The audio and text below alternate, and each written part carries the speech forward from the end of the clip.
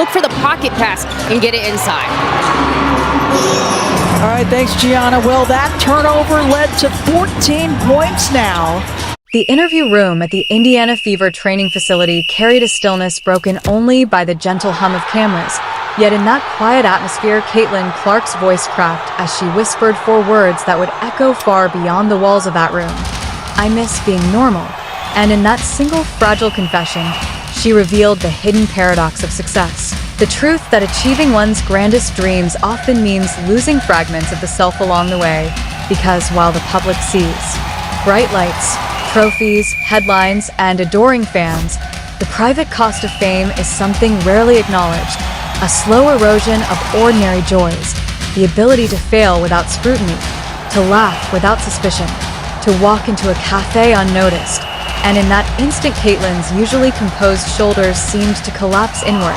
Her hands, the same hands that had shattered collegiate and professional records, trembled slightly as she gripped her water bottle, and her eyes betrayed months of withheld tears as the interviewer gently probed, asking what she meant by normal, prompting Caitlin to confess in a quivering tone that she longed for the freedom to stumble without the entire world watching, that she wanted friends who loved her not as Caitlin Clark the basketball phenomenon, but as Caitlin the person, the daughter, the friend, the girl who once scribbled poetry in the margins of her notebooks. And behind this breakdown lay a story far deeper than the cameras could capture. For just hours earlier, she had received a text message from her former English teacher, Mrs. Patricia Williams, who had once been more mentor than instructor during Caitlin's senior year at Dowling Catholic High School, a woman who had helped her navigate the crushing weight of recruitment, expectations, and the looming spotlight. A woman who years earlier had reminded a teenage Caitlin that the world would try to sculpt her into a brand, a symbol, a highlight reel, but that she must never forget she was a human being first, and the words in that recent message were equally piercing. Saw your game last night. You look tired, sweetheart. Not physically tired, soul tired. Remember what we talked about in senior year? You're still that same girl who wrote poetry in the margins of her notebooks. Don't let them take that away from you. Those words arrived not from a casual observer, but from someone silently fighting her own battle. For at 62, Mrs. Williams had recently been diagnosed with early-stage Alzheimer's, and though her doctors had told her that her teaching days were numbered, she had resolved to pour what remained of her memory and wisdom into moments that truly mattered, and this was one of them.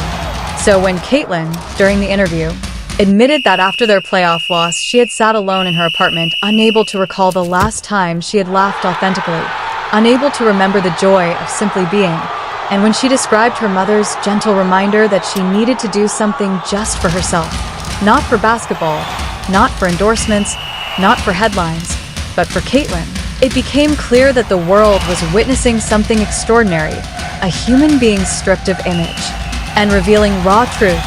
And it was then, as if fate were orchestrating the scene, that Caitlin's phone buzzed mid-interview with an incoming call, the name on the screen reading Mrs. Williams, Dowling Catholic.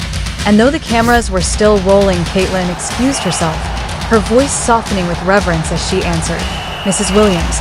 And on the other end came the familiar voice that had once steadied her through adolescent storms, gently admitting that she had seen the interview and could not remain silent, telling Caitlin with both tenderness and urgency that she was retiring at the end of the semester because her memory was slipping, but that she had to remind her student of who she truly was before the noise of fame consumed her. Because to Mrs. Williams, she had never been simply a basketball prodigy, but rather the young woman who wrote tender verses about her grandmother's hands, who wept at the compassion in To Kill a Mockingbird, who stayed after class to help classmates struggling with essays.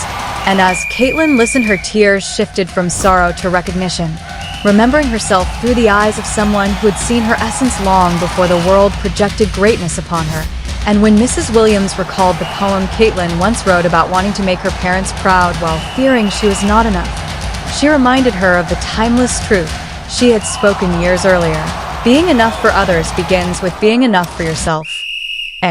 Truth, Caitlin whispered back with trembling voice, and in that moment, under the gaze of stunned reporters and the silent camera crew, the world was offered a glimpse not of Caitlin Clark, the rookie sensation, nor of the statistical marvel or endorsement darling, but of Caitlin the human soul, fragile and resilient at once, relearning through the voice of a fading mentor that worth is not measured in three-pointers or MVP chants, but in the unchanging essence of who she is, the girl who sees beauty in ordinary things, who feels deeply, who carries compassion even when it weighs heavily, and in that recognition lay the seed of healing.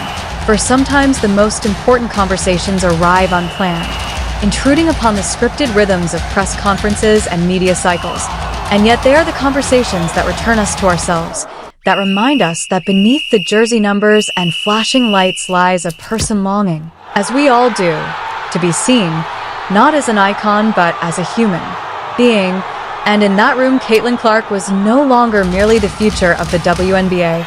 She was simply Caitlin, reconnecting with the one person who had once saved her from drowning in expectations, and perhaps saving herself again through the reminder that dreams, however large, are worth little if they cost you the ability to remember who you are. Paige Becker presents the basketball. I mean, it's just perfect.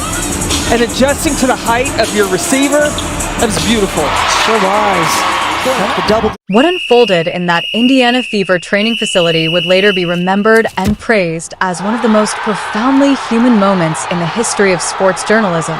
For instead of the interview concluding in a routine exchange of questions and answers, instead of the cameras capturing merely another soundbite for evening highlights, the reporter made a decision that elevated the moment beyond the scripted, choosing not to cut the call short, but to gesture for Caitlin to continue.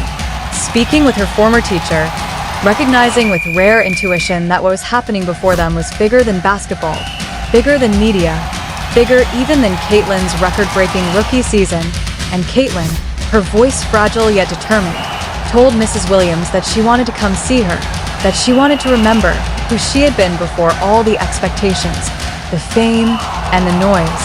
And she asked with a vulnerability that stripped away the armor of celebrity, "Will you help me?" To which Mrs. Williams, battling her own silent struggle with early-stage Alzheimer's, responded with gentle wisdom that cut to the core of Caitlin's longing, telling her that she did not need to return physically to a classroom to remember who she had been, but instead needed to decide who she wished to be going forward. For the girl she had once taught was still present within her, merely buried beneath layers of pressure, branding, and the unrelenting gaze of the public. And though nobody in that room, nor indeed in the wider sporting world, could have known it then, that call would spark a transformation not only in Caitlin but in how she approached her career, her identity, and her humanity itself. For within a week she had boarded a flight back to Iowa, not for any promotional obligation, not to attend a fan event or fulfill contractual duties, but simply to spend 3 quiet days with the one teacher who had once steadied her adolescent spirit, seeking to rediscover the fragments of herself that had been obscured by success, and in those days spent in the familiar walls of a classroom that had once been her refuge, Caitlin found herself revisiting the words and writings of her younger self, because Mrs. Williams, with her quiet dedication, had kept every essay, every poem, every scribbled confession that Caitlin had entrusted to her. And one afternoon, she placed in her former students' hands a crumpled sheet of paper upon which 17-year-old Caitlin had written words that would strike her 22-year-old self with the force of revelation. "I hope that when I'm successful, I remember that success without joy is just a beautiful prison." And staring at her own handwriting, Caitlin whispered almost in disbelief, "How did I know that then, but forget it now?"